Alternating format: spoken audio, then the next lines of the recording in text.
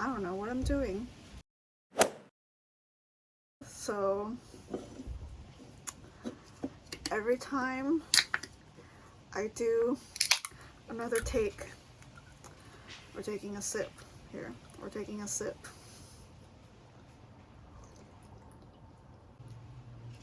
Hopefully this helps takes the edge off. What if I just end up chugging this whole thing and still not film anything?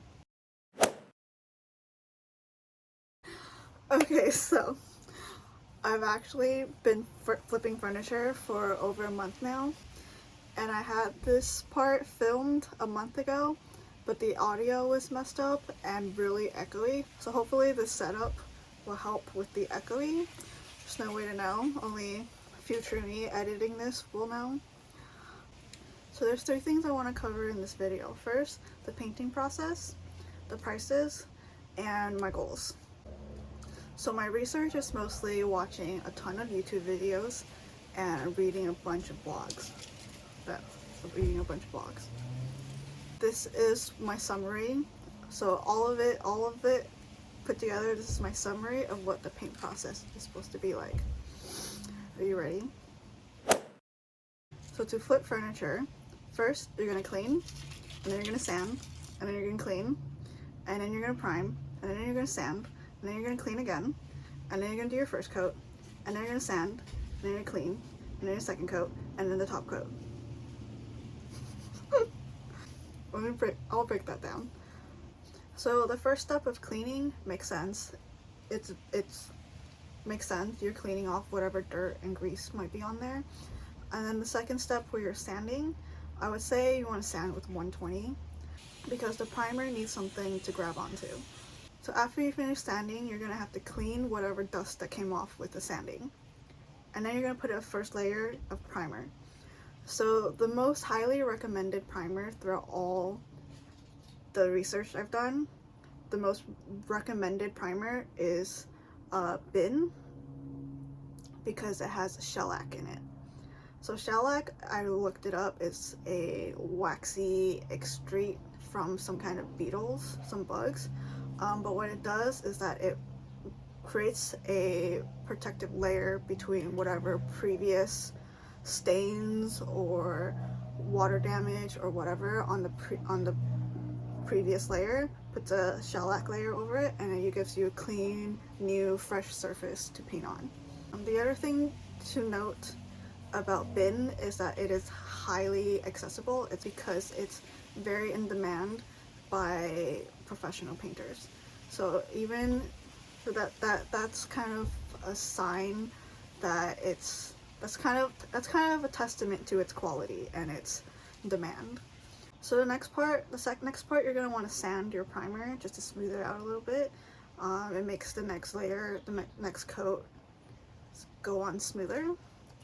You're going to want to use a finer grit, so I would say go up 100 of what you was previously using, so like 200, 220. And then of course you're going to want to clean whatever dust that came off of your sanding. Okay, so after your first coat, you're going to want to sand a much finer grit, so we're going to go up to 300. I would say go up to 300. After that, you're going to clean off whatever dust you got from that sand, and then you're going to paint your second coat. And this is a twist, plot twist. You don't need to, I do not recommend sanding the second coat because because your next coat is your top coat. So if you sand your second coat, the scratches are going to come through of the sandpaper scratches. So after the second coat, you don't need to sand, you can just go straight into top coat. In terms of top coat, the most recommended is probably Varathane. Varathane Ultimate Water-Based Urethane. That seems to get the highest rating, the most recommended of all the top coat. I mean, I know it's a really good top coat. I've used it before on wood projects. I've never used it over a coat of paint. So we'll see. I'll find out. Yeah, so those are all the steps of furniture flipping, the manual labor part, feel free to screenshot if you need to. I don't know. Drink.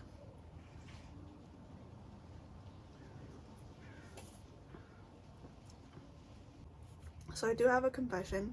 I've already flipped 2 furniture pieces, and I'm gonna tell you, I did not follow these instructions. If you want to see my experiments and discoveries, you're gonna have to like, comment, and subscribe. No, I'm just kidding. You just have to follow along with my journey. So, part 2, I want to talk about the prices, because I feel like this is the part that furniture flippers or new beginners have the most trouble with. People just starting out have the most trouble with. So these prices that I put together are just based off of my observations of what I've seen other furniture flippers post, as well as furniture flippers in my area, and what their sales have been, what their prices have been going for. I don't know. I'm just gonna give you guys numbers, okay? So we're gonna start with nightstands. Okay, so for nightstands, there was one YouTuber who said that she would never pay more than $10 for a nightstand because flipping them is such a low profit margin, and that they would have to be a set, because they sell better that way. So because she lives in a less populated area while I live in Los Angeles, I'm willing to up that to 15 each. So altogether, the most I would pay for a set is $30. So the same YouTuber was able to flip a set for $120. I've also seen people manage to sell it for $225. Based on my observations of Facebook Marketplace, I would say a set would be $150. Next, I want to talk about dressers.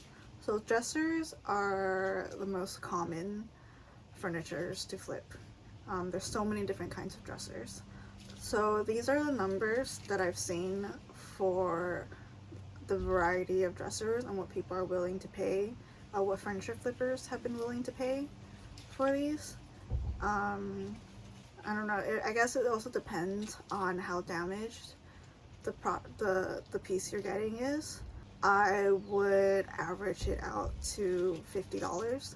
I would try to keep dressers around the $50 range. If it's bigger, maybe I'll go for more. If it's in a worse condition, then obviously pay less for it. But for the most part, for dressers, I would stay around the $50 range. I definitely would not pay more than $100 for a dresser. That just cuts into your profit margins, so I would not pay more than $100. Tall dressers don't seem to go for very much, surprisingly, even though it's probably the same amount of work as other typical dressers. But other typical dressers are higher in demand, so it's going to be harder to get a hold of one. So in my observations, tall dressers don't seem to be very high in demand. They're not very popular. So they, at the most, they seem to average out around at $300. So I personally wouldn't pay more than $50 for a piece to flip.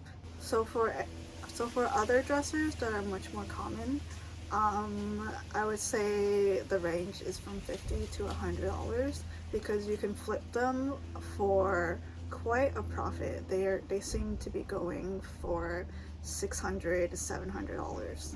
Yeah. So the next pieces of furniture I want to talk about is sideboards or a credenza. These type of furniture are the ones that you see in in entryways or in the living rooms. Some people use them as media consoles or a TV stand, that kind of item. Yeah, I would say stay around the $50 range. They're the same size. They're the same size as dressers. Some of them are dressers, to be honest. So sideboard seems to be a less popular type of furniture because it is targeted for a very specific individual. So these go for lower price than the dressers because everybody needs dressers for their clothes. So I would say sideboards average out to be around $400. Am I even saying credenza right? So the next furniture pieces I want to talk about are hutches, or basically any furniture that is taller than the average person.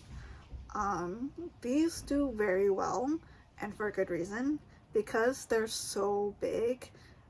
They're really hard to transport. A good price for these, I would say, is $100 or less. But typically you can also find these for free because they're so hard to transport.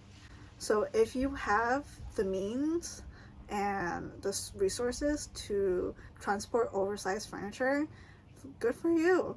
I do not. So I'm not gonna be flipping hutches at all. But for your references, these pieces tend to go, after flipping, they tend to go for an average of $700. So I've seen some that are 800. I've also seen some that are like almost $1,000.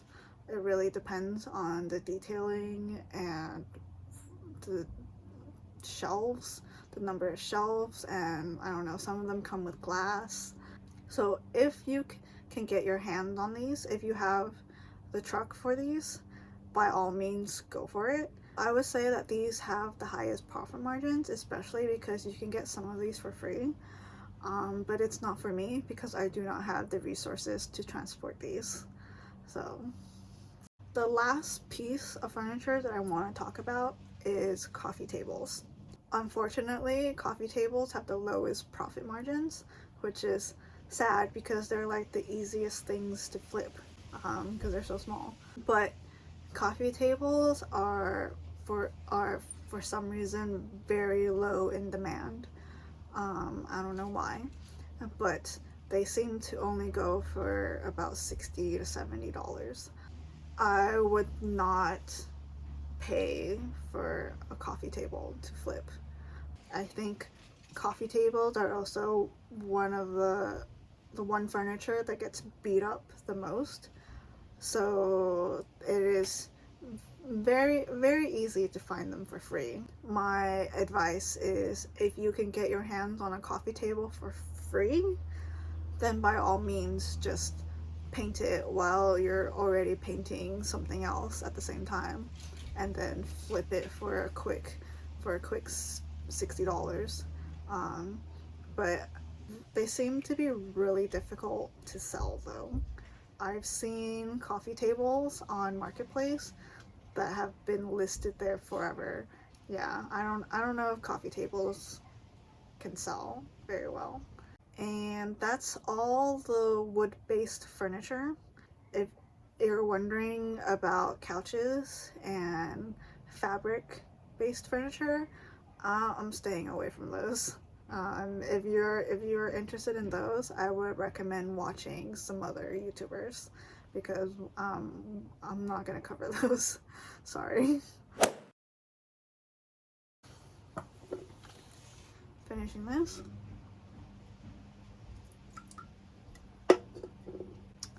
So part 3. So I have 2 main goals for furniture flipping. The first main goal is obviously financial. The lowest financial goal is of course to break even. The second financial goal is to finance new supplies. So the first thing I'm gonna buy with my profits is a new sander and her own drill because it is getting really annoying to have to keep borrowing it from my dad. So yeah, gonna get my own drill. The third financial goal, if we even get there, is so the third financial goal is to break even on my old supplies. So my second main goal is content output. I'm going to take this as an opportunity to get better at filming, at editing, and uploading YouTube content. It's very much a learning curve. Yeah. So feel free to follow along and see if I actually improve or if I give up completely in 2 months. There's only one way to find out. I'm sorry. This is gonna be really awkward to edit. I lost my train of thought. Drink. Okay. Drink. Sorry.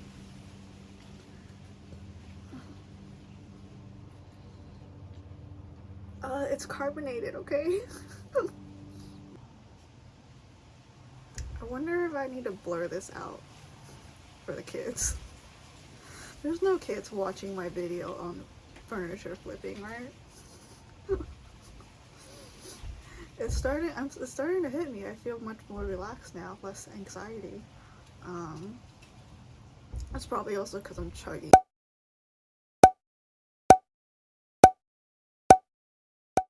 Because I'm chugging it so fast. But in the past 10 minutes, it's already half gone. No, I am not a lightweight. Sorry. Sorry. Sorry. It's carbonated, okay? um, I swear it's not the alcohol. I'm ranting. I'm going off tangent. Drink.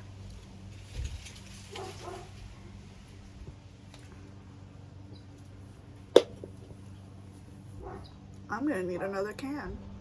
My voice is going already. I've only been talking. Well, I've been talking for 25 minutes. Okay, that's a lot of editing to do.